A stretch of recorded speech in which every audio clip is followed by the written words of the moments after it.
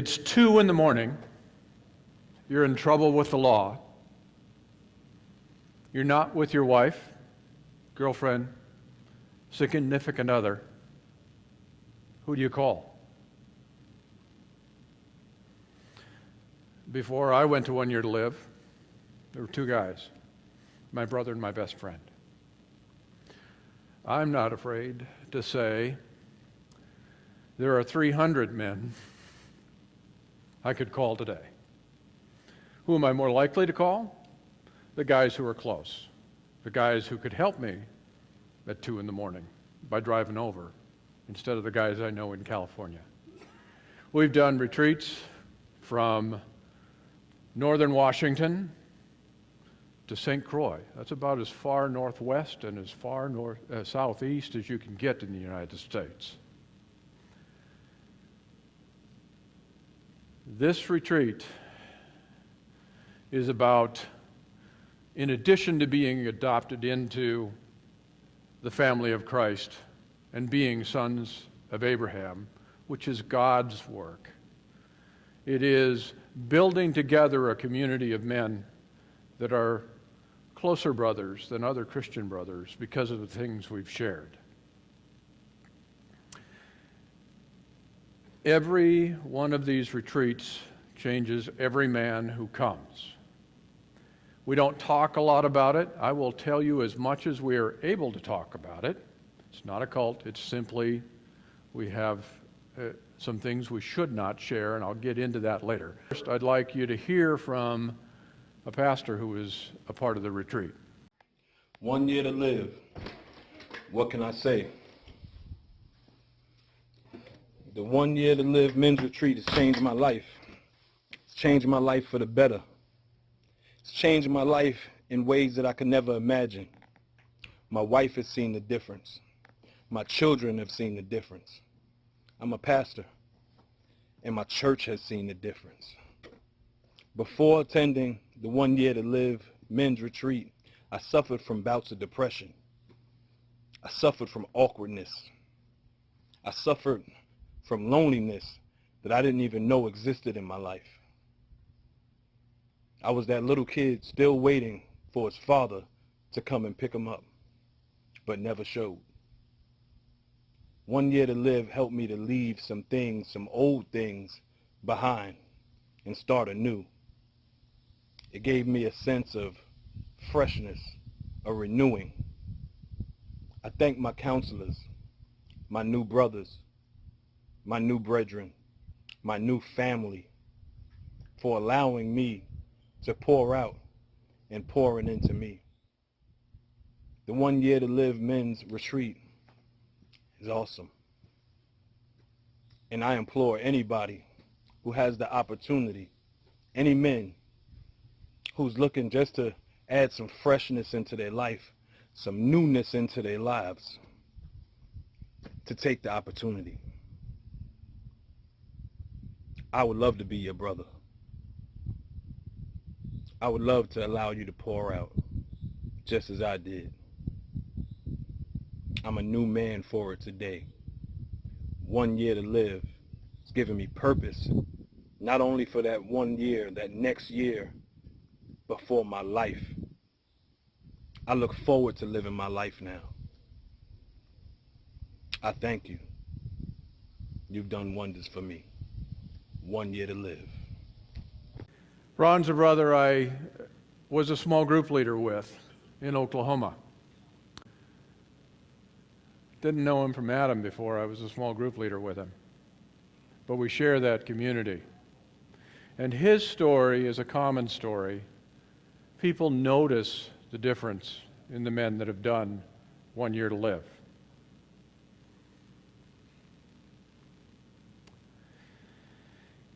It is hard to recruit this because, as I hinted earlier, we do keep some secrets. The secrets are, first of all, I can tell you my father was an alcoholic because it's my story.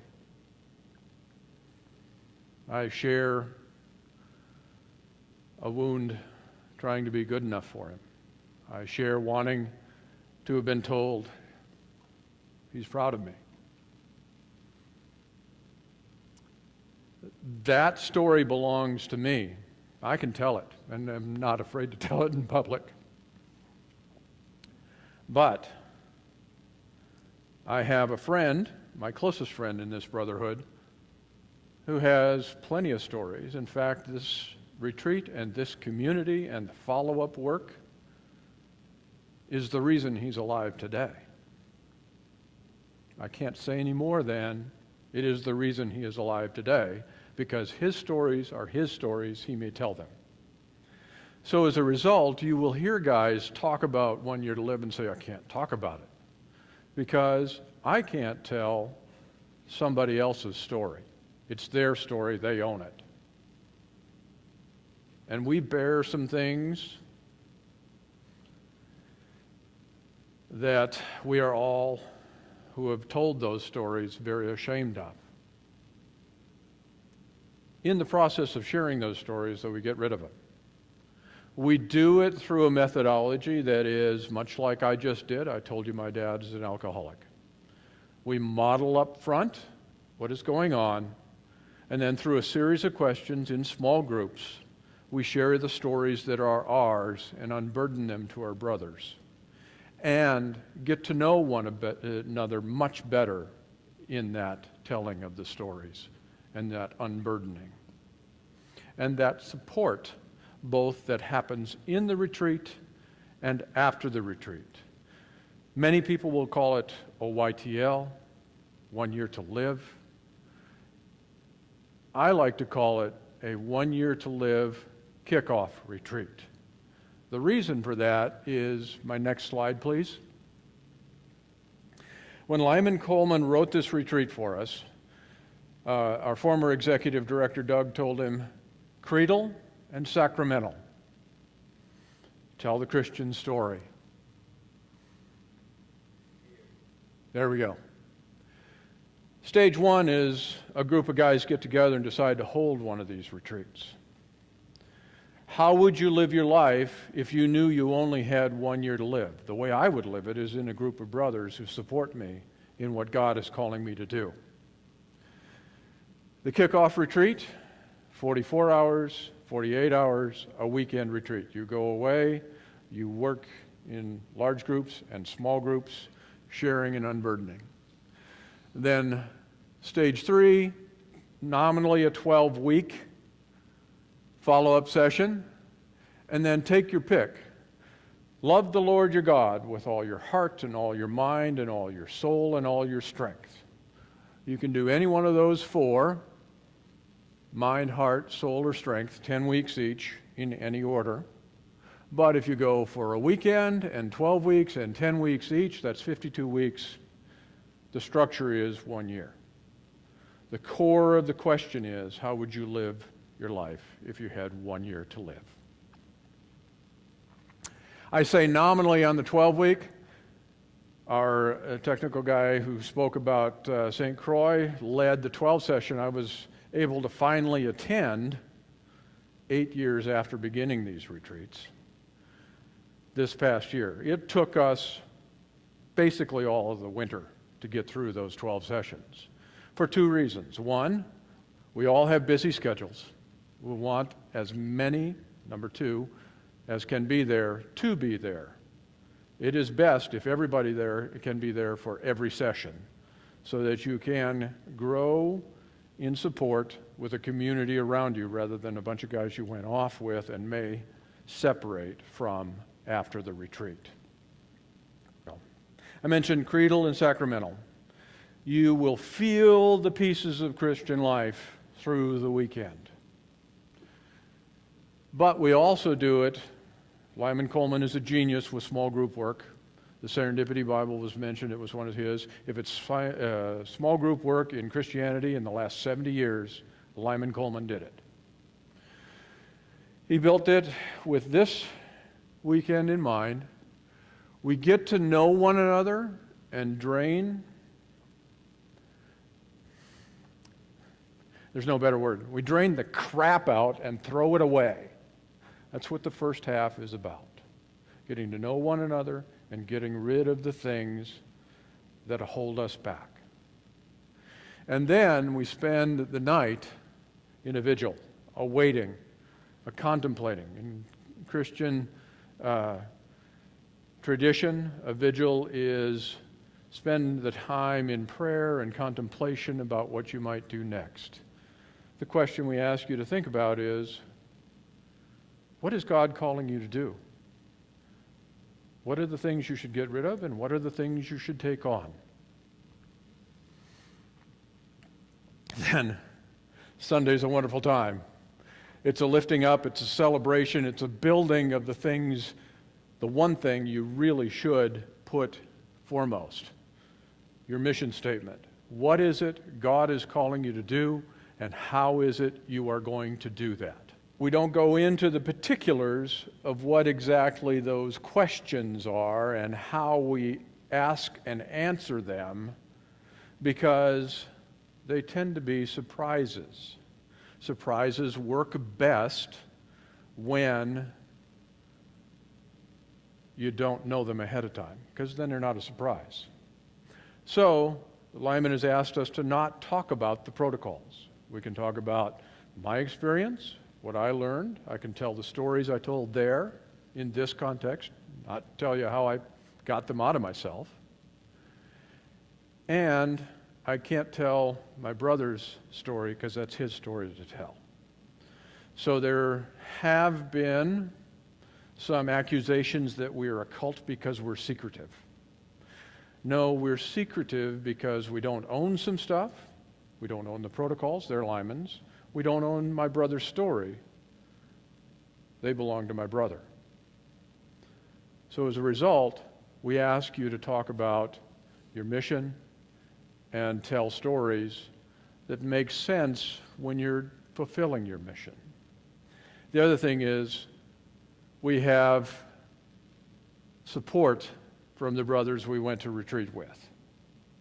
That support comes from phone calls and emails and gathering together in the sessions I showed earlier and talking. How many of you have been commissioned with a cross like this? How many of you have been to 1 Year to Live? I'm telling you this story so that you can go tell guys. This is not a retreat people go to, oh yeah, I think I'll go to a retreat. It is different than any retreat you have ever been to in your life. Am I right, Jay? Right. I think you heard it from Pastor Dave, too. And what I'd like to close this talk with is the thing we encourage guys to use and tell. And before I end with that, I want to explain what I will my last 3 words,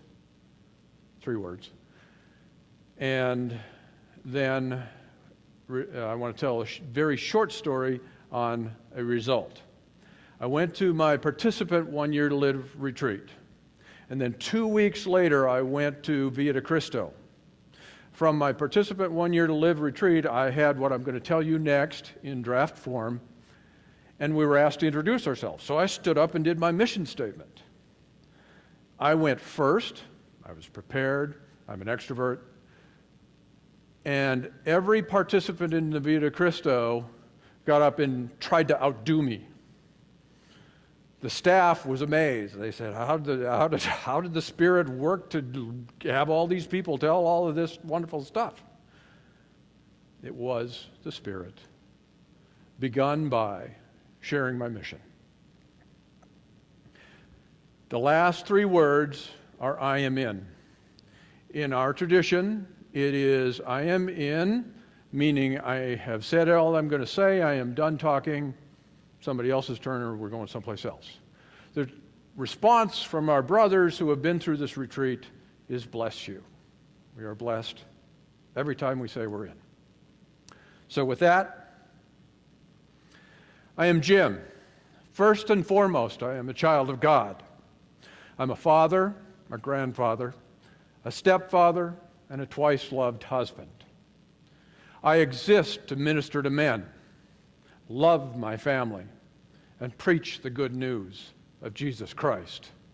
I do this primarily through my work in Lutheran Men in Mission specifically 1 year to live retreats and follow-on sessions. I do this by being with my family as much as I can and teaching them and loving them and showing them how Jesus Christ has changed my life. And I preach when asked and tell the story of how Jesus has told my life to my friends and to the people that I get to know so that they become my friends and are willing to hear how Jesus loves me. And I'm in.